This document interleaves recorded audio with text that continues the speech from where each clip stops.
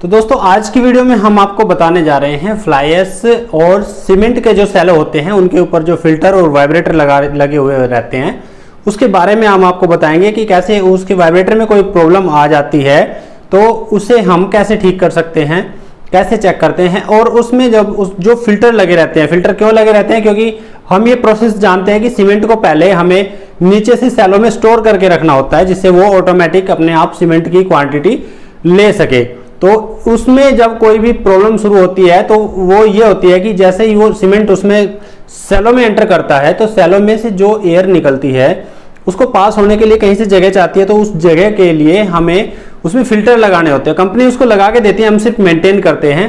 तो उसमें कभी कभी वो फिल्टर चोक हो जाते हैं, तो कैसे उसको निकाल के हम साफ करते हैं और उसके वाइब्रेटर को कैसे मेंटेन करते हैं, क्योंकि दो सैलो हमारे पास में होते हैं, एक फ्लाई ऐश का सैलो होता है और एक सीमेंट का होता है। तो इन दोनों में ऊपर वाइब्रेटर लगे रहते हैं जिससे कि वो उसमें कोई प्रॉब्लम हो, कहीं जम जाए सीमेंट और फ्लाई ऐश तो उसे थोड़ा सा वाइब्रेट करके उसमें सैलो में अंदर डाल सकें।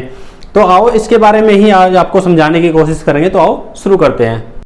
तो दोस्तों ये सीमेंट के सैलो के ऊपर का हिस्सा है, ये अच्छी तरह ढका हुआ है। ऐसा नहीं है कि इसको सर्दी लग रही है, अभी गर्मी का मौसम है, लेकिन इसमें से धूल ज़्यादा ना उड़े सीमेंट की, इसलिए इसको इस तरह से कवर करके रखा जाता है। तो इसके अंदर ही वाइब्रेटर रहता है इसका, सैलो के ऊपर जो फिल्टर लगे रहते हैं उसको वो जो चोक हो जाते हैं उनको थोड़ा वाइब्रेट करके उसमें से सीमेंट झाड़ने के लिए थोड़ा उसमें वाइब्रेटर अंदर ही लगाया जाता है। तो एक एक वाइब्रेटर एक एक सैलो के ऊपर रहता है। तो अभी हमारा वाइब्रेटर काम नहीं कर रहा है, मेन पर्पज़ हमें इसे खोलने का यही है।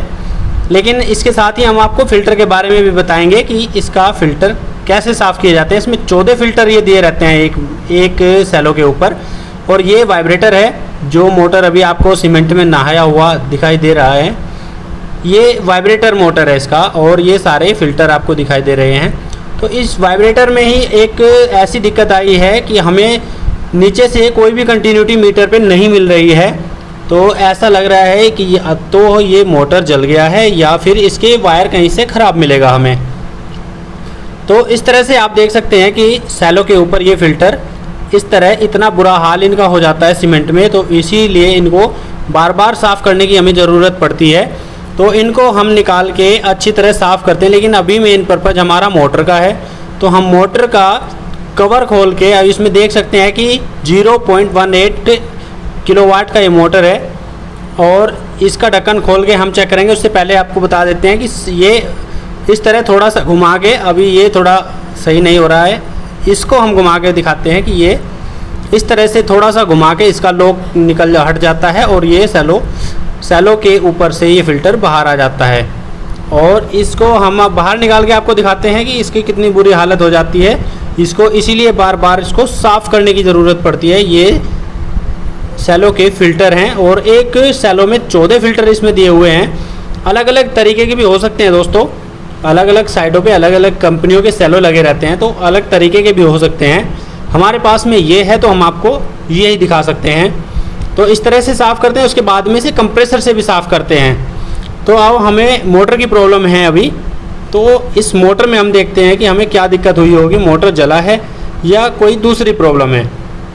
तो अभी एलन बोल्ट इसमें दिए हुए हैं, तो एलन की हमने अपने पास में रखी हुई है और इसको हम खोल देते हैं। तो दोस्तों ये बैचिंग प्लांट पर ये सैलो यूज़ होते हैं, एक में फ्लाई ऐश रहता है और एक में सीमेंट। और ये सीमेंट वाले सैलो का हाल है, इसका देखो कितना सीमेंट इसमें चिपका हुआ है सारे फ़िल्टर में, और इसमें थोड़ी भी जगह नहीं रहती है सीमेंट हवा पास होने की, तब हमें ये सारे साफ़ करने पड़ते हैं। तो एक सैलो के ऊपर 14 फ़िल्टर इसमें है, ये हमने पहले भी आपको बताया। और अब इसका कवर खोल के हम देख लेते हैं कि इसमें हमें एक्चुअल प्रॉब्लम क्या मिलेगी। तो अगर मोटर के जो कनेक्टर होते हैं उन पे हमें मल्टीमीटर से कंटिन्यूटी नहीं मिलती है दोस्तों, तो डेफिनेटली मोटर ख़राब है, या फिर बॉडी में उसका अर्थ मिलेगा वहाँ से तो भी ख़राब है। लेकिन अभी इसमें हमें केबल जला हुआ नज़र आ रहा है, तो इसको हम अच्छी तरीके से चेक करेंगे कि इसका केबल ही ख़राब है या मोटर भी ख़राब है। तो यहाँ से केबल जला हुआ नज़र आ रहा है क्योंकि ये थोड़ा हिल के बॉडी में बार बार टच हुआ होगा, क्योंकि यहाँ पे वाइब्रेटर तो चलता ही है, तो इसलिए थोड़ा सा वाइब्रेट होके ये इधर उधर चल के केबल बॉडी में टच होता रहा है, इसलिए ये ख़राब हो गया।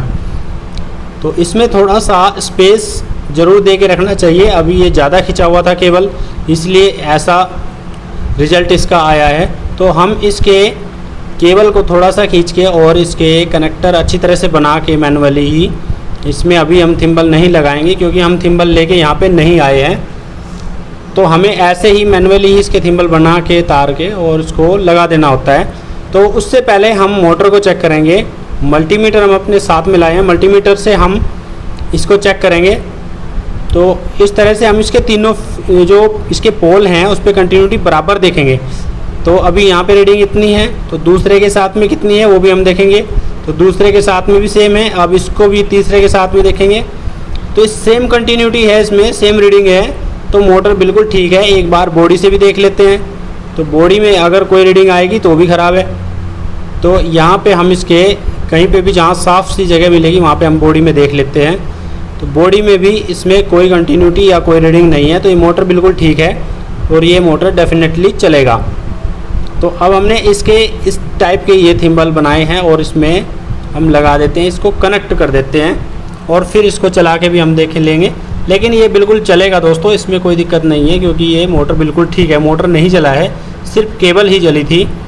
तो इस तरह से हमने आपको ये दिखा दिया है कि इसके फ़िल्टर इस तरह के होते हैं, कैसे साफ़ किए जाते हैं और ऐसा इसका काम रहता है। ये थोड़ी थोड़ी सी इसमें से धूल निकल